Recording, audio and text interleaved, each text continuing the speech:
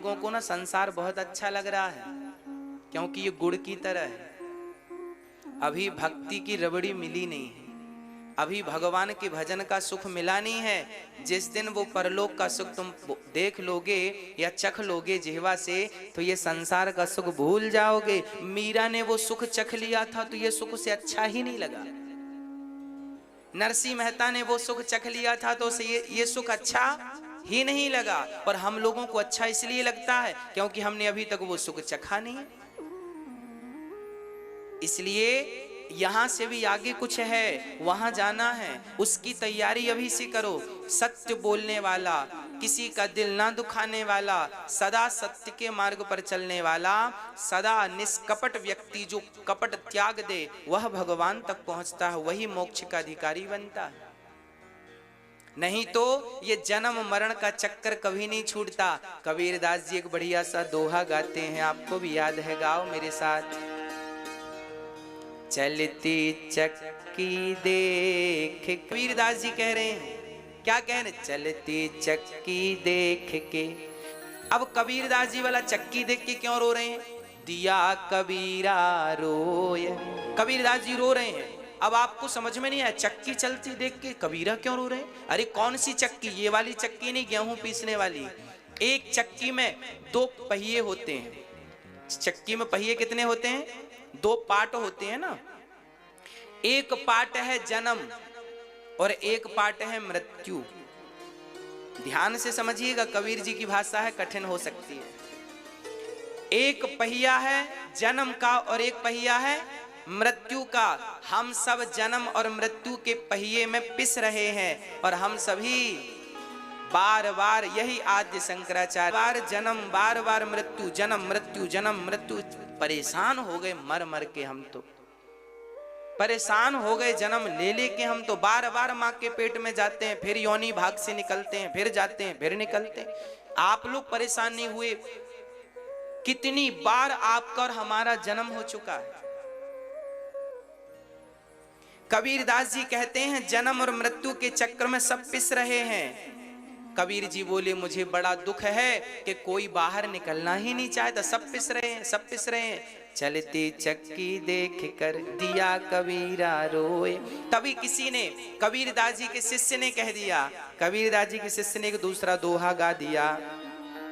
बोले चलती चक्की चलने दे, पिस पिस आटा होए, कीले माही जो रहे। सो बात हमारी आप रक्षा करिए, हम आपकी शरण ग्रहण करते हैं, हमारी आप रक्षा कीजिए, तब बचना संभव है। नहीं तो ये जन्म मृत्यु ले डूबेगा, कितनों को ले डूब गया और हमें भी ले डूबेगा। इसलिए आपसे मेरी प्रार्थना है, अपने हाथ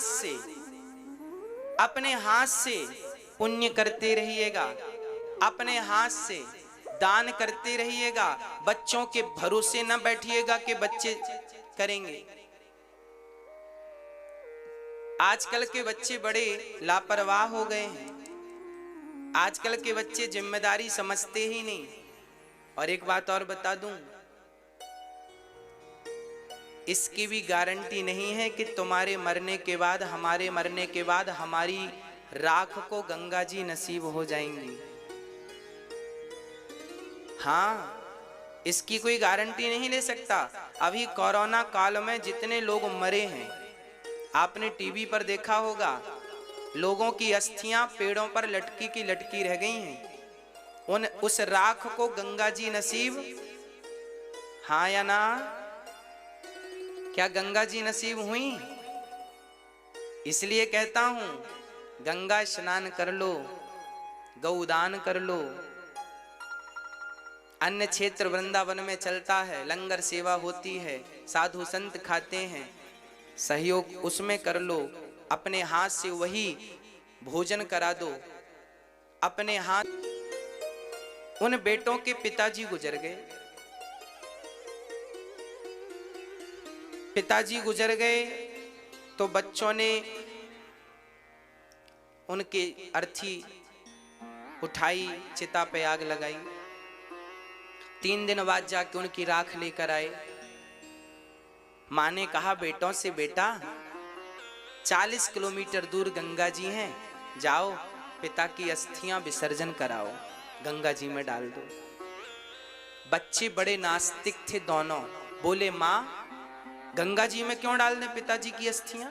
अरे बेटा गंगा जी में डालने से उनका उद्धार हो जाएगा, जाओ डालो। दोनों बच्चे बड़े लापरवाह थे, भगवान को मानते नहीं थे। माँ ने जिद की, अच्छा कल डालाएंगे, अच्छा परसों डालाएंगे, करते करते 1 हफ्ता खिसका दिया। माँ ने एक दिन कान पकड़ के कहा जल्दी से अस्थियां लो, पिताजी की डाल के आओ गंगा जी में। ऐसी लापरवाही करते हैं पिताजी के लिए। पिताजी की अस्थियां दोनों बच्चे ले गए, जबकि गंगा जी ज्यादा दूर नहीं, उनके गांव से 40 किलोमीटर दूर थी। बच्चे गए गंगा जी की तरफ, तो वो गंगा जी तक तो ना पहुंचे, गंगा जी तक एक नाला गुजर रहा था, गंगा जी तक एक नाला जा रहा था। उन बच्चों को लगा फालतू में डीजल पेट्रोल कौन फूक। तुरंत माँ जागी, तुरंत माँ ने जाग कर बच्चों को जगाया, क्यों रे बेटे की पिता की अस्थियां तुमने गंगा जी में नहीं डाली? बच्चों ने कहा माँ आपको कैसे पता? अरे तेरे पिताजी आए थे सपने में। बच्चों ने कहा देखो तो पिताजी भी कैसे हैं। 30 किलोमीटर चल करके वापस आ गए मां के पास, 10 किलोमीटर आगे जाके खुद गंगा जी में नहीं मिल सके।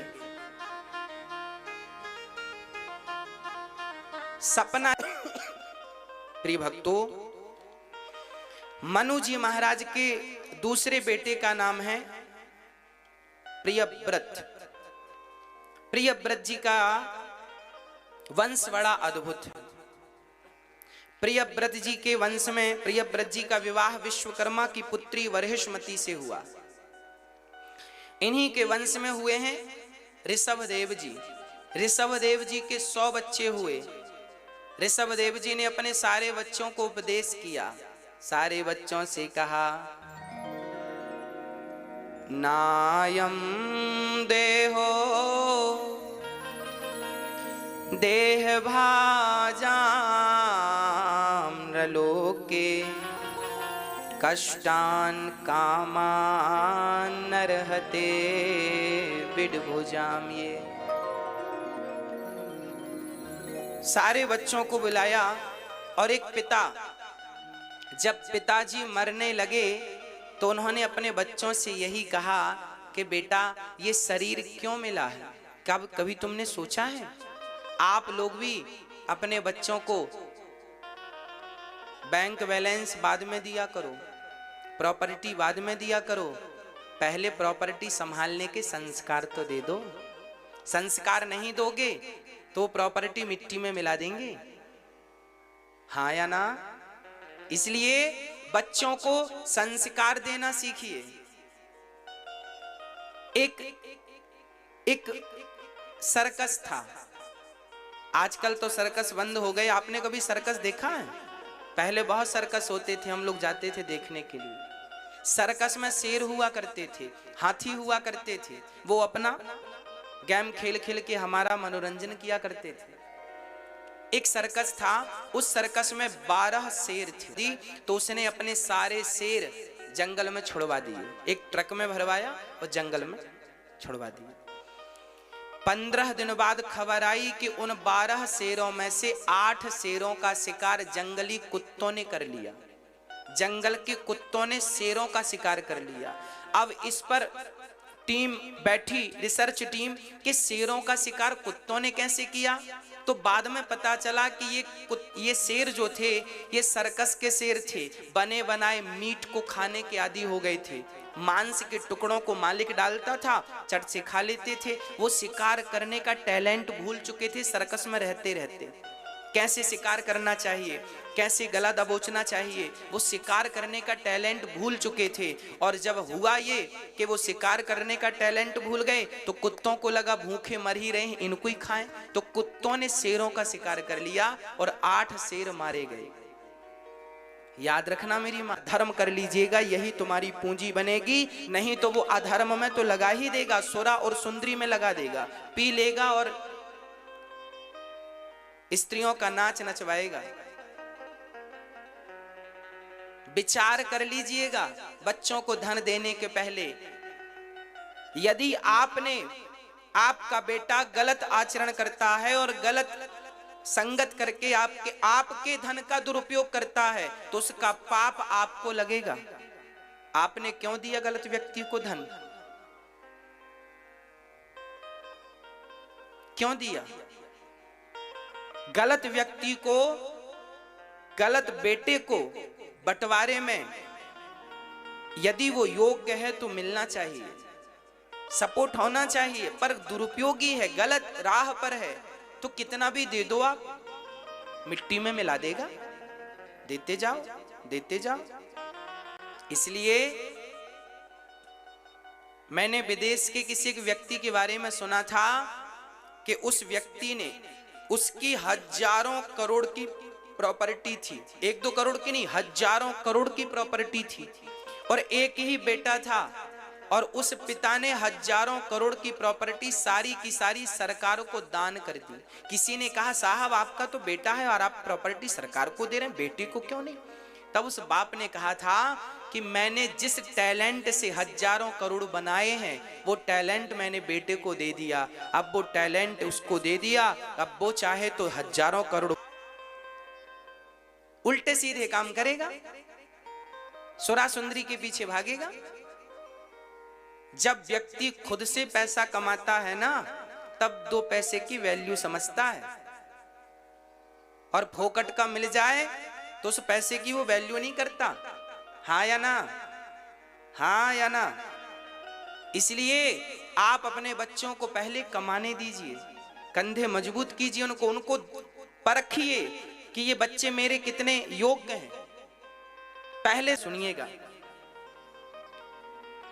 मैया बैठ जाइए शांति से, शांति से केवल कथा सुनिएगा।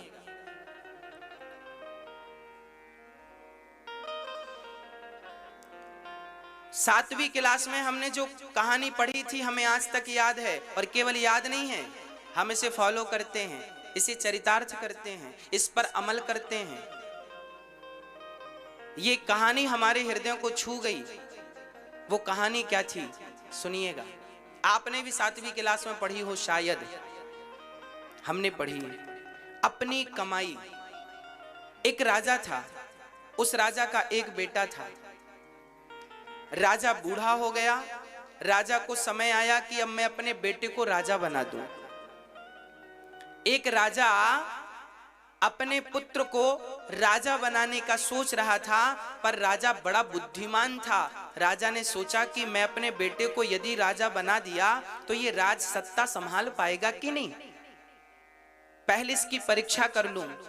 तो राजा ने अपने बेटे से कहा, जाओ तुम अपनी मेहनत से 2 पैसे कमा कर लाओ। एक राजा अपने बेटे से कहता है, जा अपनी मेहनत के 2 पैसे कमा कर ला। बेटा चला और माँ से कहा, माँ 2 पैसे दे दो। पिताजी ने कहा, कमा कर ला, मैं कह दूंगा कि कमा लाया। तो माँ ने जल्दी से निकाल कर 2 पैसे दे दिए। बेटा गया, पिताजी 2 पैसे ये रहे। पिताजी ने उस 2 पैसे को भट्टी पर डाल दिया, ये ले। जब भट्टी पे डाला तो वो रोने लगा। पिताजी ने कहा, रोता क्यों है, जा कमा के ला, अपनी कमाई से लाना। बेटा फिर गया तो मामा जी से मांग कर ले आया। पिता ने फिर उसे भट्टी पे डाल दिया। फिर गया तो बुआ जी से मांग के ले आया। अब पिता ने बिल्कुल आदेश कर दिया, मेरे रिश्तेदारों में कोई भी इसे पैसे ना दे, और यदि देगा तो मैं भूल जाऊंगा कि वो रिश्तेदारी है, फांसी पर लटकाऊंगा। अब सब डर गए, कोई वो सबसे मांगे, माँ पैसे दो, माँ ने मना कर दिया, मामा पैसे दो, मामा ने मना कर दिया, बुआ जी पैसे, सब ने मना कर दिया। अब वो मजबूर बस चला और नगर में काम मांगा, भैया काम दे दो, काम, कहीं काम नहीं मिला।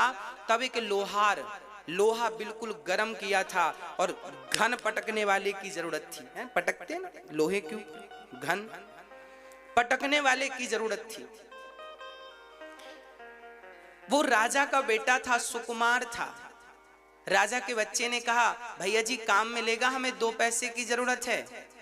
कुम्हार ने कहा, दिन भर घन पटकेगा तब तुझे शाम को 2 पैसा दूंगा। उस बच्चे ने कहा ठीक है।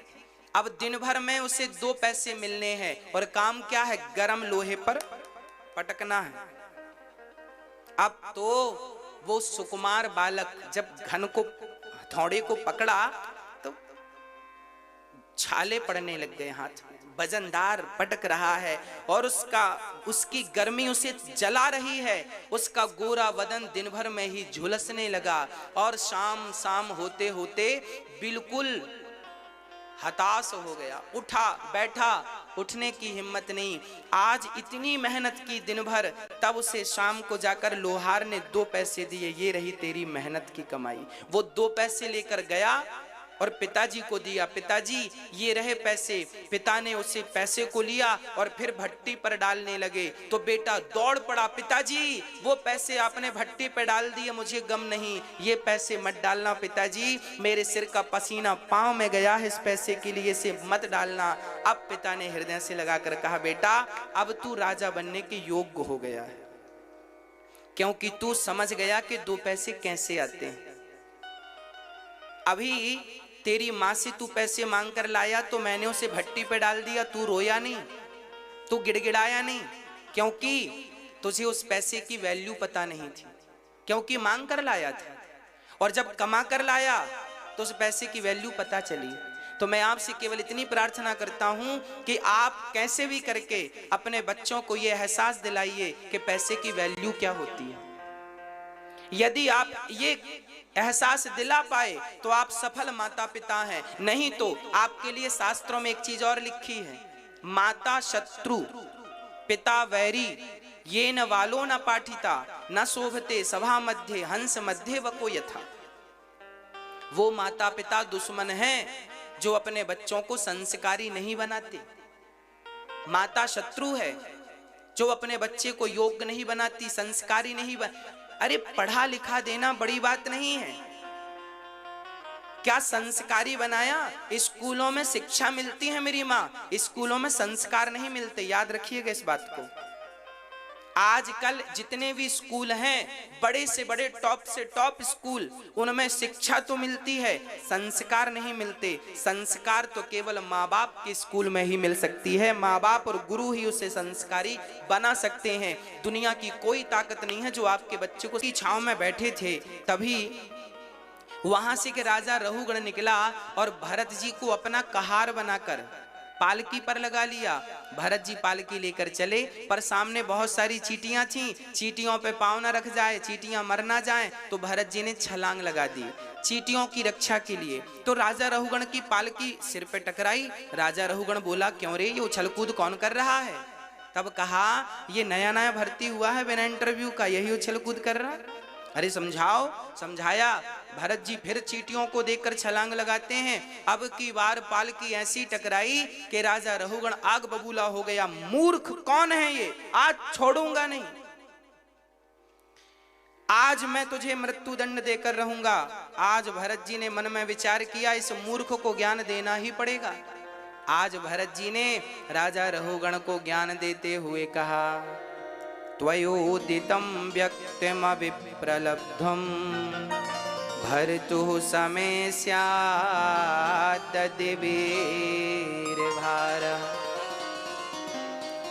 गन्तुर्यदि स्याद्ददिगं मध्वा पीबेतिरासौ न विदां प्रवादः। आज भरत जी जैसे संत आज रहुगण की पालकी कंधे पे लेकर चल रहे हैं। मैया जी जरा सुनिएगा, भैया जी सुनिएगा। आज भरत जी जैसे संत को रहुगण बोलता है कि मैं तुम्हें मृत्यु दंड दूंगा। तब आज भरत जी ने पहली बार अपनी वाणी खोली और भरत जी ने राजा रहुगण से कहा, आप ये बताओ, आप मारोगे किसे? आप कहते हैं मैं तुम्हें मार डालूंगा। अच्छा बताओ, मरता कौन है? शरीर मरता है या फिर आत्मा मरती है? कौन मरता है? हाँ, शरीर मरता है या फिर आत्मा? मृत्यु किसकी होती है? शरीर मरता है, आत्मा कभी नहीं मरती। शरीर बिल्कुल अलग है, पर है एक दूसरे के पूरक। जैसे आत्मा, जैसे सिम के बिना मोबाइल काम का नहीं और मोबाइल के बिना सिम काम की नहीं, दोनों को एक दूसरे की आवश्यकता है। शरीर को आत्मा की जरूरत है और आत्मा को शरीर की, पर है अलग अलग सब्जेक्ट। आत्मा अलग है, शरीर अलग है। और आगे समझिए, आत्मा क्या है और शरीर क्या है, इसका भी मैं निरूपण करूं, सुनिएगा। शरीर हमारा कितने चीजों से मिलकर बना है? ये 5 तत्व जो है ना, ये 5 में ही तो लीन हो जाता है। जब शरीर जलता है तो अग्नि तत्व में मिल जाता है, जल तत्व में, वायु तत्व वायु में, आकाश तत्व आकाश में, पृथ्वी तत्व पृथ्वी में। शरीर 5 से मिलकर बना और 5 में जाकर के वो मिल गया।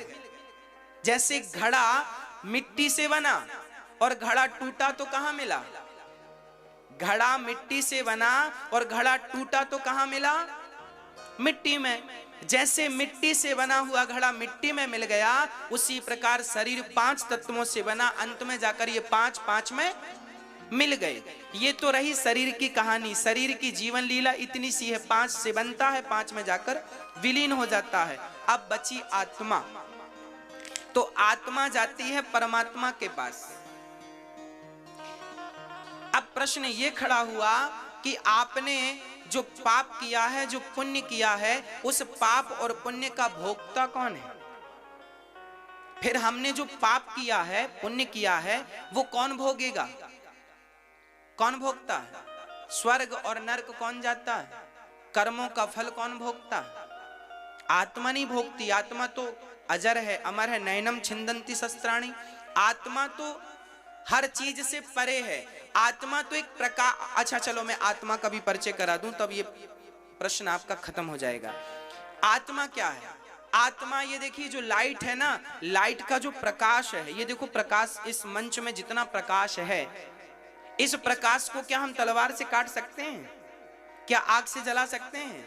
जैसे ये मंच का प्रकाश, आपके कमरे में बिजली बल्ब जल रहा है, बल्ब के प्रकाश से पूरा कमरा प्रकाशित है।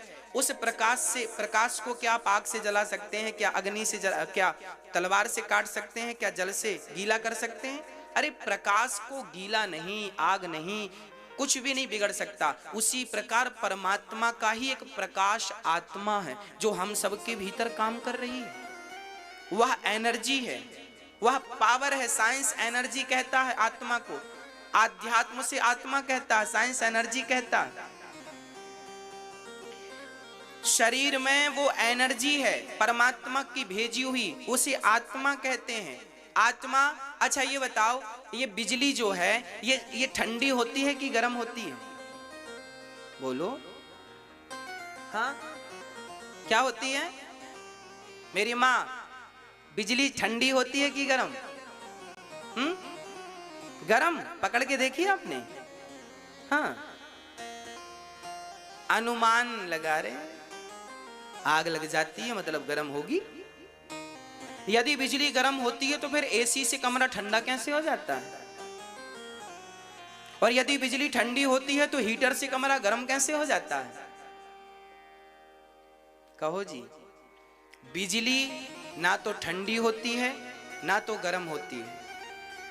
एसी में जो प्लान होता है वो प्लान कमरे को ठंडा करता है। हीटर में जो प्लान सिस्टम लगा है वो हीटर का सिस्टम कमरे को गर्म करता है। बिजली के उसी बोर्ड में एसी का प्लग लगा दो तो कमरा ठंडा, और हीटर का प्लग लगा दो तो कमरा गर्म।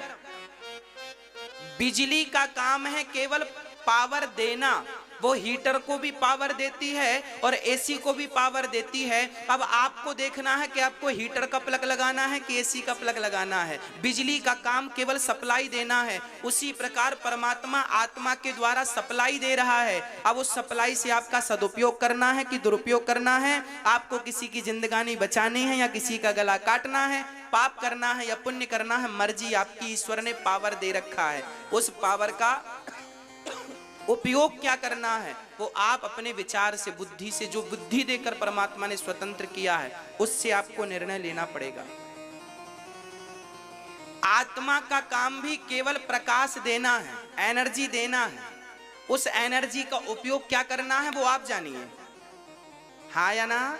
बात समझ में आ रही है मेरी? तो आत्मा का स्वरूप क्या है? आत्मा परमात्मा का स्वरूप है, जैसे लाइट। अच्छा बताओ, सूर्य का स्वरूप क्या है? बोलो, बहुत सरल है। सूर्य का स्वरूप क्या है?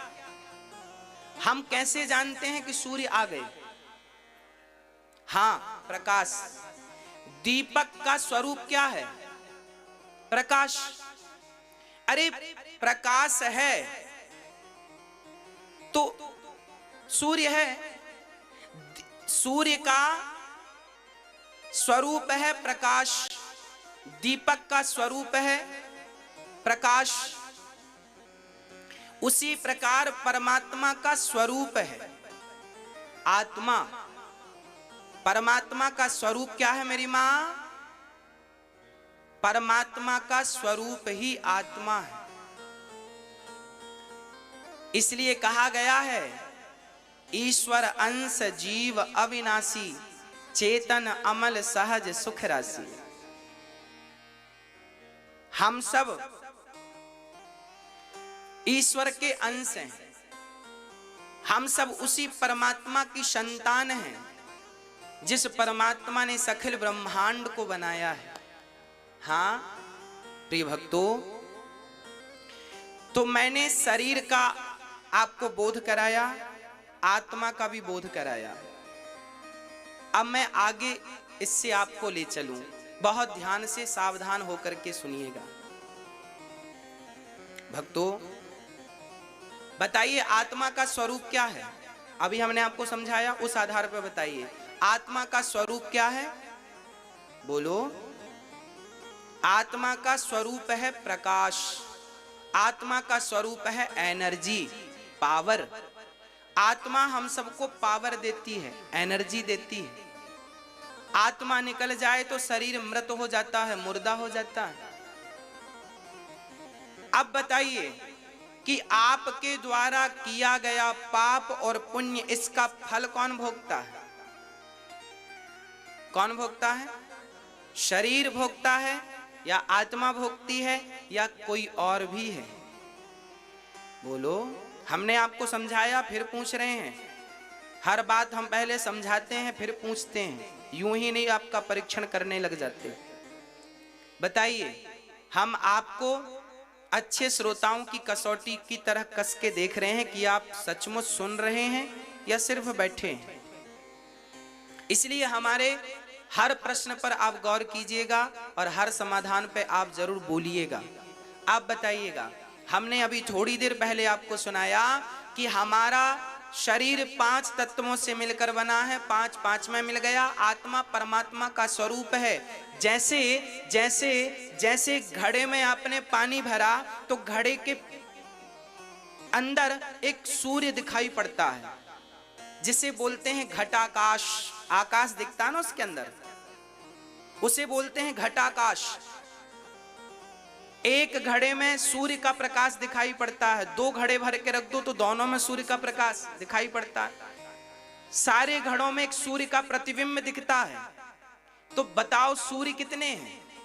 सूर्य तो एक ही है ना, पर घड़े बहुत होने से उनके प्रतिबिंब बहुत हो गए। उसी प्रकार परमात्मा एक है, पर शरीर रूपी घड़े बहुत होने से उस परमात्मा की आत्माएं बहुत हो गई, अर्थात उनके स्वरूप को आत्मा कहते हैं। अब आप कहेंगे महाराज जी परमात्मा एक है तो आत्मा इतनी सारी कैसे आ गई? उसी तरह आ गई जैसे एक सूर्य के होते हुए उसका प्रतिबिंब अनेक हो गया। अनेक हो गया कि नहीं? अच्छा चलो ये कठिन है, सरल समझाते हैं। आपके सामने दर्पण रखा जाए तो आपका प्रतिबिंब दर्पण में दिखता है। अच्छा 10 दर्पण रखे जाएं तो कितने दिखेंगे आप? आपके सामने 1000 दर्पण होंगे तो आप कितने दिखेंगे? तो क्या आप 1000 हैं? एक सज्जन ने हमसे प्रश्न किया, महाराज जी आज के 100 साल पहले भारत की आबादी केवल 35 करोड़ थी और आज 135 करोड़ है। जब आत्मा जन्म ही नहीं लेती, आत्मा मरती ही नहीं, तो इतनी सारी आत्माएं आ कहां से रही हैं? चाइना तो नहीं भेज रहा है भाई। जब आज के 100 साल पहले भारत की जनसंख्या केवल 35 करोड़ थी तो आज 135 करोड़ है, तो ये 100 करोड़ आत्माएं आ कहां से गई?